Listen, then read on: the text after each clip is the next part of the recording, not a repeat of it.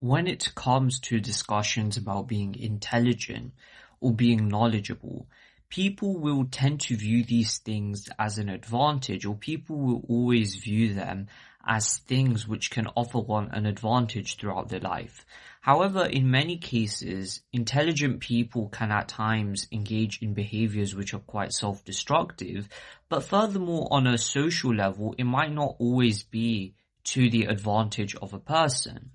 There are a few ways within which this kind of thing manifests.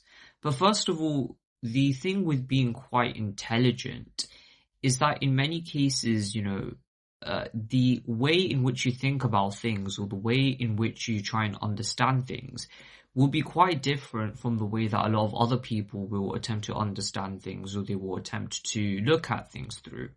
And what happens is because, when you look at a lot of the mainstream narratives or a lot of narratives that will be dominant in any society, regardless of the context, they will typically be quite simplistic narratives. And this is for a very basic reason that these kinds of simplistic narratives or simplistic understandings, so to speak, form the basis of a society. They form the basis of how that society runs and operates. You can look at many of the founding myths, the founding stories about what the society thinks about itself, how the society views its origins, its purpose in the world. And when, you approach things with a degree of intelligence which embraces things like nuance and complexity, and it embraces the multifaceted nature of reality and understanding that just because these things, you have an emotional attachment to them, it doesn't necessarily make them correct. What often happens is it makes dialogue on that basis very difficult. Because beyond any rational thought, beyond any intellectual justification, a lot of people are attached to different ideologies, different systems of thought, very much on an emotional level, right? It's not necessarily an intellectual one, but it's an emotional attachment to these things. And so obviously beyond any intellectual discussion, it's very difficult actually to discuss with people in any sense because they are so emotionally attached to these things that it will be very difficult to sort of break them out of that perception. But what that means is that trying to engage with people in a more intellectual dialogue can be difficult. One thing is that sometimes you see this with sectarianism. Now, I see this, for example, within my own community, the Muslim community. I see this between, for example, Sunnis and Shias. And I also see this within Sunnis between the different strands of Sunnism. In particular, I see this between the more traditionalist types of Sunnis. So, the kind of people who would follow one of the four schools of thought. They either belong to the Ash'ari or Maturidi school of thoughts, or, for example, they follow the Sufi paths. And then you obviously have the Salafis, who have this kind of, let's just say, Protestant view, if I was to give it a kind of Western parallel or an analogy that would make sense to some of my more Western viewers. The kind of Protestant outlook that Salafis have, which is very much a kind of returning to the text, returning to the primary source material, and in particular returning to the practices of the early generations. That obviously makes discussion between these two very difficult, not only because of the history that has been involved within this whole dialectic, within this whole sectarian conflict, but also the emotionally charged rhetoric that surrounds the polemic in the first place. For example, Salafis will often accuse Sufis in particular of being grave worshippers, of calling upon the dead, things like that. And Sufis will typically accuse Salafis, but also, many of the Ash'aris, for example, will accuse Salafis of being things like anthropomorphists. They will accuse them of being Kharijites, essentially. Kharijites were essentially a early group within the Islamic context who were essentially renegades, and they rebelled against the authority of Ali during the civil war between him and Muawiyah. That's a very simplistic view, but I'm just giving some basic facts here. And the Khawarij were characterized at times by the rejection of the wider Muslim community, as being heretics or falling into heresy at times.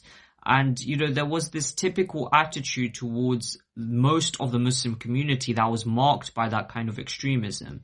And so that accusation is often thrown as the Salafis, because the Salafi strand of Sunniism tends to view the other mainstream Sunni strands that have existed throughout the context of the Sunni tradition in this kind of manner. But at times you can understand that this can be a very unfair accusation, and this can be very emotionally charged, more so than actually academically true or intellectually correct or justifiable.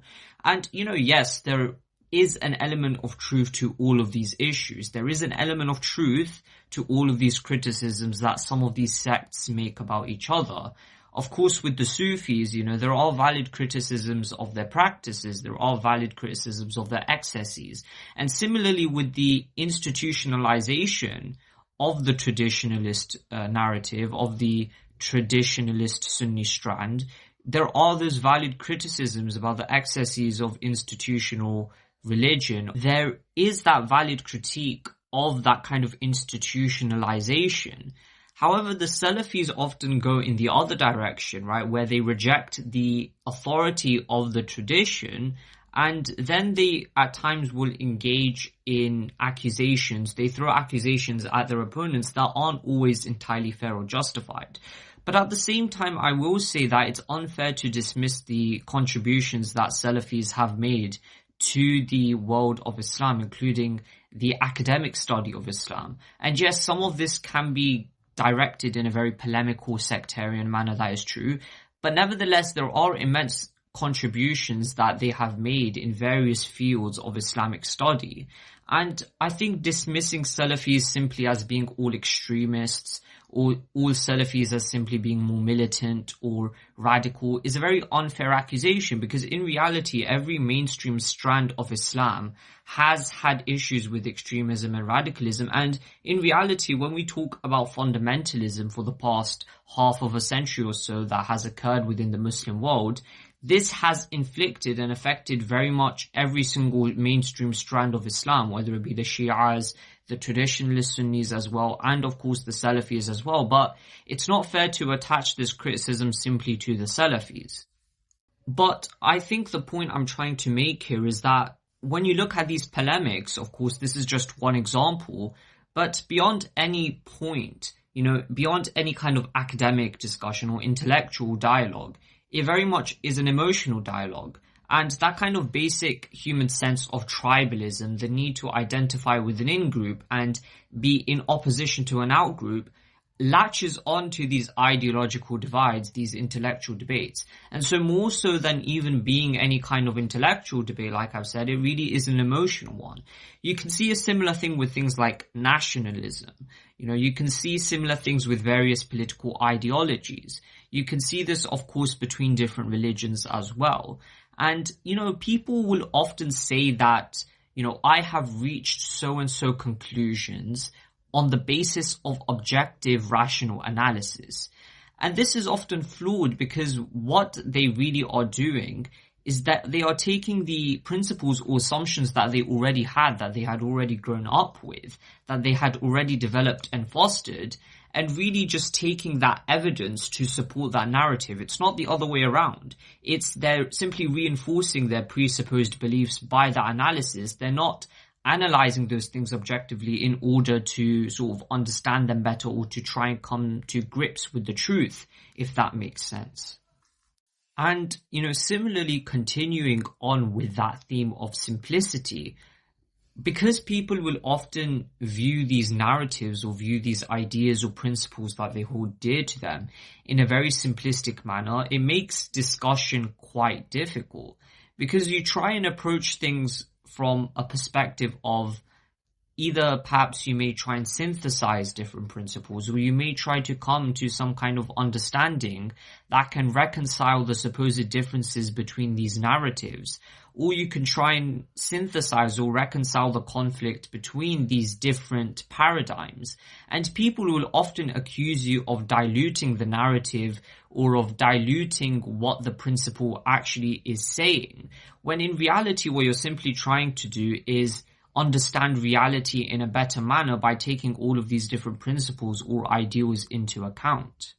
In other words, because people project their simplistic understandings of reality at times so much onto reality itself, they tend to accuse you of all kinds of things when in reality, what you're simply trying to do is not to, dismiss what they're saying entirely. You're not saying that what they're saying is incorrect. What you're simply trying to do is recontextualize and reframe what they're saying and trying to tell them that the ideas themselves are correct at times and there is an element of truth to what you are saying, but the conclusions that you are deriving from them are actually false and not fully correct.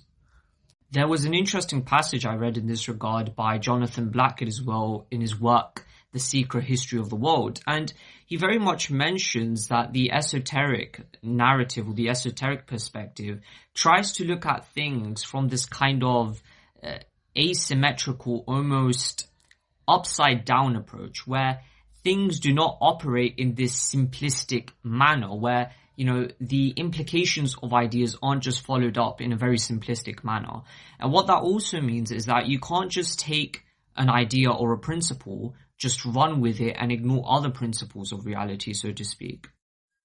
And then what often happens is because people operate within a kind of system of thought or of logical reasoning, which is very much self-justifying or is quite circular in its implications where the system justifies itself, what you often get is you get people who process information that might contradict their worldview and they process it through that self-justifying system and, they oftentimes completely ignore how that might not necessarily even disprove what they believe in, but just simply refine what they believe in, what it may better help them understand reality as it is, and that you shouldn't just take this one principle, one idea that you hold dearly into account. You should take all these different ideas or different perspectives and try and use them in a different manner to understand reality as it is.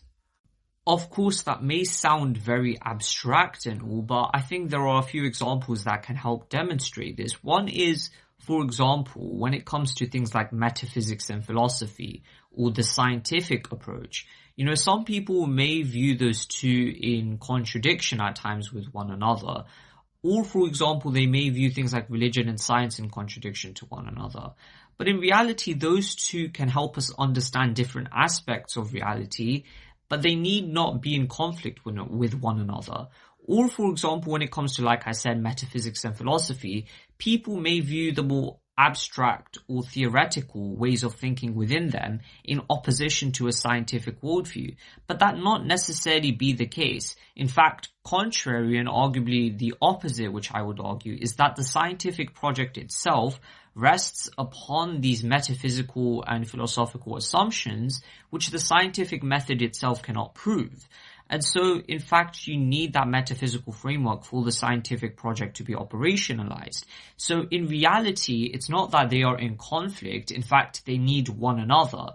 Because just as you need that framework to operationalize the scientific project, if you're simply stuck within what can often devolve into a dogmatic view of this kind of abstract line of thinking where you simply come to conclusions based on this theoretical line of thinking, you can often ignore the outside world, ignore the reality of the outside world, ignore the reality of the material world and its laws. And hence you need science to understand the material world as it is, whilst you need at the same time those abstract forms of thinking as well, those more theoretical forms of thinking. In other words, the way that I would phrase it is that science without metaphysics leads or devolves into tyranny at times. And metaphysics and philosophy without science at times can devolve into insanity. Another basic example, which I think a lot of people on an intuitive level can actually resonate with, is the conflict between different political ideologies, where in reality we can take the principles that different political ideologies espouse and take them into consideration whilst forming our own political understandings.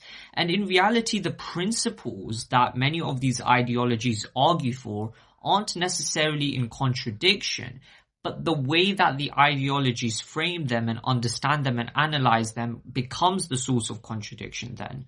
For example, it's not necessarily the case that, a welfare state or state spending is only exclusive to things like communism, or that a free market is only exclusive to things like capitalism. Indeed, you can have a non-capitalist system which employs a free market, and you can have a non-communist system which employs things like state planning and state spending and a welfare state.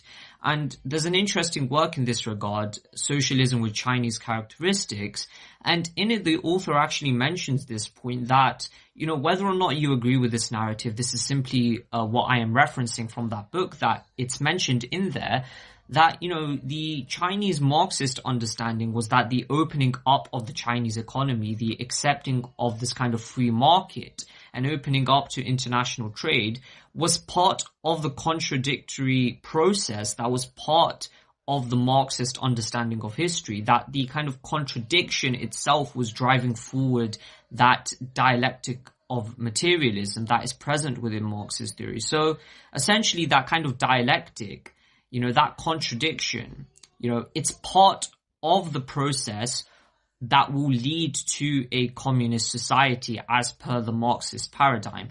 That's how they theorized it to be, and hence it wasn't actually problematic for them to accept a free market when they opened up their economy more. And again, you don't have to agree with that, you don't have to perhaps agree with that narrative or that framing from the Chinese Marxists. And I would argue more so that what China has now is a form of state capitalism with, of course, state spending, and they have welfare programs. But in any case, whether or not it's an authoritarian capitalist government or whatever else it may be, in truth, you can understand that it's not necessarily the case that you have to only stick to one ideology or another, or merely think about things in this incredibly ideological manner. You can actually synthesize and accept, because of the fact that reality is quite complex and things like economics and other fields are also complex, that you can accept these different principles and attempt to work with them rather than presupposing that they are in conflict with one another. But then this actually raises the very important issue, which oftentimes is when you try to break out of the simplistic narratives or simplistic understandings of the world, or the very superficial understanding of things that a lot of mainstream narratives throughout any society or any age or era of history in reality seem to accept, you get a lot of backlash because the mass, most of the society tends to be conformist. And look, in and of itself, that's not necessarily a bad thing, because you need the majority of people to uphold the society, otherwise society collapses. But unfortunately, what happens then is that the tendency to conform, the need to conform becomes so strong that the society can at times accept absolute lies and untruths and devolve into a state of collective madness, and there's no checks on that because the tendency to conform is so strong that everybody is just molded into that fabric anyways. And this is actually why so many of the most intelligent or knowledgeable people throughout history have oftentimes been ostracized from the society. They've been boycotted and at times persecuted. And of course, this isn't every single knowledgeable person, but intelligent or knowledgeable people who have attempted to form their own worldviews and think about things in unique ways have faced immense backlash because they went against the commonly understood assumptions of each era of history and of each time frame. And as a result, people, tended to outcast them as a result. It's as the saying goes, ignorance is bliss. It's easy to live within one's own bubble and not challenge one's own assumptions about the world that they've grown up with since they were little. But, people who are able to challenge those assumptions oftentimes, unfortunately, are the ones who get the brunt of the backlash, of each society in each era of history. And of course, because of historical narratives, or because of the way that we understand history in hindsight, we tend to understand that what they were getting at, what those contrarians were getting at was true. What those people were developing was valuable. But unfortunately, in that society, in that period, the people could not appreciate that. What they saw was a threat to their preconceived assumptions about the world.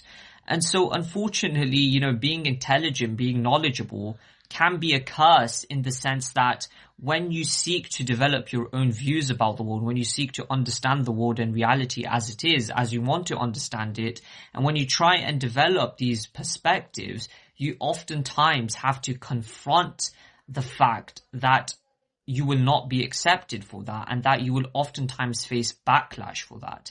And, truly ignorance is bliss when it is easy to conform. But intelligence and knowledge is difficult to bear. But those who are able to bear it may reap a great reward in being free from the chains of intellectual serfdom.